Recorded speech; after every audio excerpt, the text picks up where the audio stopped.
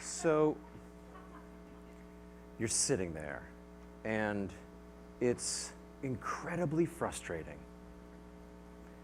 It's maddening. You've been sitting there for hours filling in those little tiny circles with your number 2 pencil. This was a standardized test.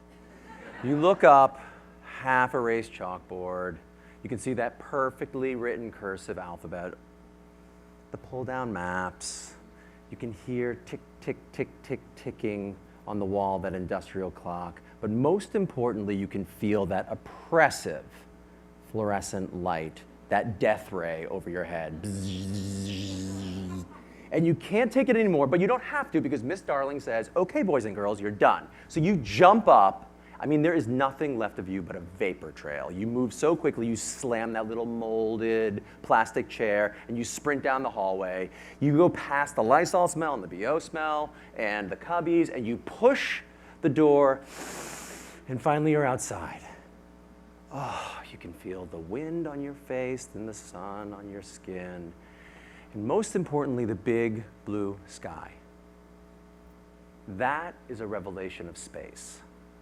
And making revelations of space is what I do. I'm a designer and a creative director, and that's what I do for a living. And I do it for all sorts of people in all kinds of different ways. And it might seem complicated, but it's not. And over the next couple of minutes, I'm going to give you 3 ways that I think you can move through your world so that you too can make revelations of space, or at least reveal them.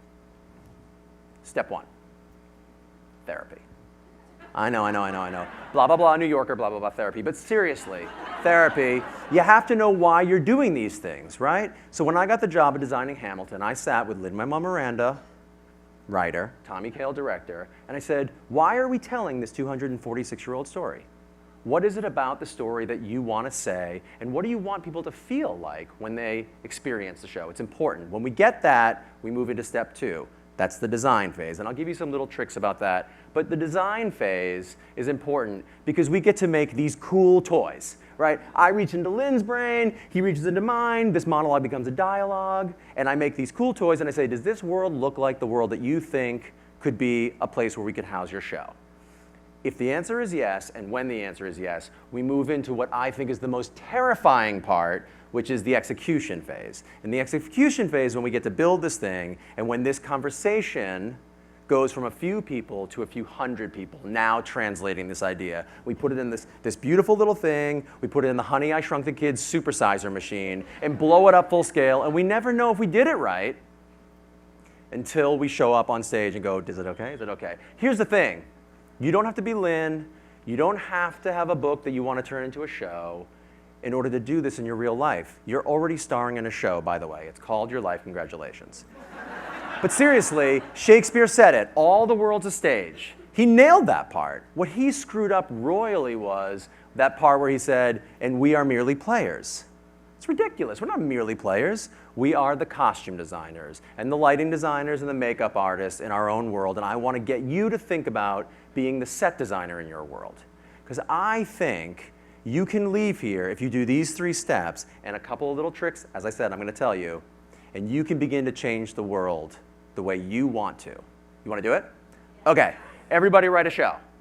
No, just kidding. Okay, step 1, therapy, right? How are you feeling? How are you feeling? That's what the therapist says. How are you feeling today? It's important to remember that because when we design the world for you, the therapy is important. It tells you that emotion is going to become light and color. And a good example of that, light and color, is a show I designed called Dear Evan Hansen. Dear Evan Hansen exists, oh my God, Dear Evan Hansen exists in a world of almost all light and color, right? So I chose a color, inky black darkness. Inky black darkness is a color the way that sadness is an emotion. And this show transforms people, but not before it wrecks people. So I bet you're wondering, how expensive could the set possibly be to transform you if you sit for 2 hours and 20 minutes in inky black darkness? The answer is cheap. Inky black darkness, turn the lights on at the right time. Seriously, think about leaving Miss Darling's class. Inky black darkness gives way at the right moment. We fly away that wall and reveal a beautiful blue sky, and it blows people away and it transports them and makes them feel hopeful. And we know this because color is emotion. And when you paint with color, you're painting with feelings. So think about that emotion, the one that I had you file away in your mental Rolodex. What color is it? Where in your wardrobe does it exist? And where in your home does it exist? When we design the show for you, we're going to use that color to tell you how you feel in certain times. But also you know this exists because you put the hero in white, you put the lead character in red, you put the villain in all black. It's typecast and you know that. So think about it. But there's also something else that happens in the world that helps us move through the world in a safe way. They're called architectural standards. They make us not fall down and go boom. Doorknobs are all at the same height, light switches are all at the same height, toilet bowls are always, thank God, at the same height because no one ever misses the toilet bowl. But seriously, what would happen if we started to tweak those architectural standards to get what we wanted? It reminds me of the stairs I made for Pee Wee Herman. Pee Wee Herman is a child, and his entire world is created so that we perceive Pee Wee as a child. The architecture and the furniture and everything come to life, but nothing more important than those stairs. Those stairs are 12 inches high. So when Pee Wee clomps up and down those stairs, he interacts with them like a kid. You can't fake that kind of interaction. And that's the exact opposite of what we ask people in opera to do. In opera, we shrink those stairs so that our main characters can glide up and down effortlessly without ever breaking their voice. You could never put an opera singer in Pee Wee's Playhouse. Oh, they wouldn't be able to do their job, right? But you couldn't put Pee Wee in an opera set. You couldn't climb up and down those stairs. There'd be no Pee Wee. He'd be like James Bond slinking elegantly up and down the stairs. It wouldn't work. So now think of your set, your home, what you exist in every single day.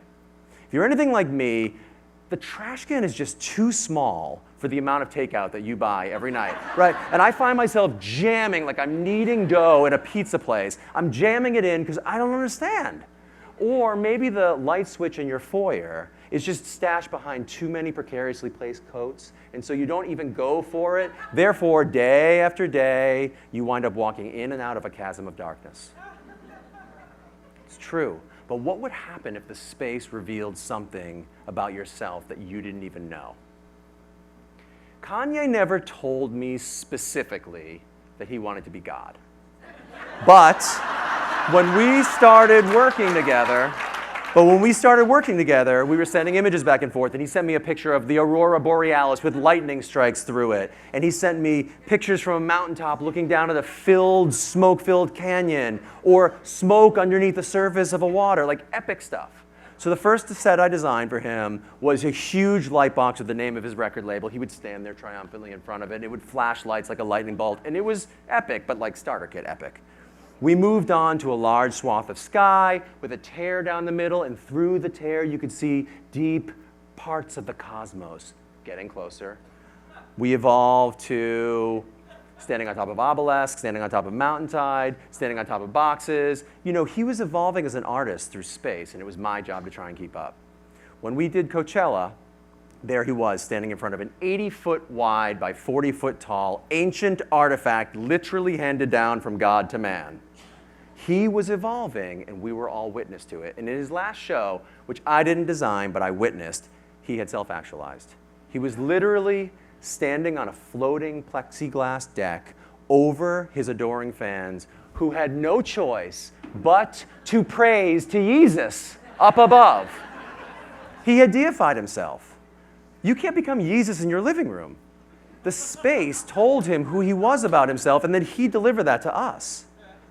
When I was 20 years old, I was driving through a parking lot, and I saw a puddle. I thought, oh, I'm going to veer to the left. Nah, I'm going through it. And I hit the puddle, and like all the water underneath my car, and instantly I have an aha moment. Light bulb goes off. Everything in the world needs to be designed. I mean, I'm sure what I was thinking is actually the drainage needs to be designed in this parking lot. But then I quickly was like, everything in the world needs to be designed. And it's true, because left to its own devices, Mother Nature is not going to carve an interesting or necessarily helpful path for you. I've spent my career reaching into people's minds and creating worlds out here that we can all interact with. And yeah, you might not get to do this with fancy collaborators, but I think if you leave here, those 3 easy steps. Therapy. Who do I want to be? Why do I do the things I do? Design. Create a plan and try and follow through with it. What can I do? Execute it. I think if you add that with a little color theory, some cool design choices, and a general disrespect for architectural standards, you can go out and create the world that you want to live in. And I am going to go home and buy a new trash can. Thank you.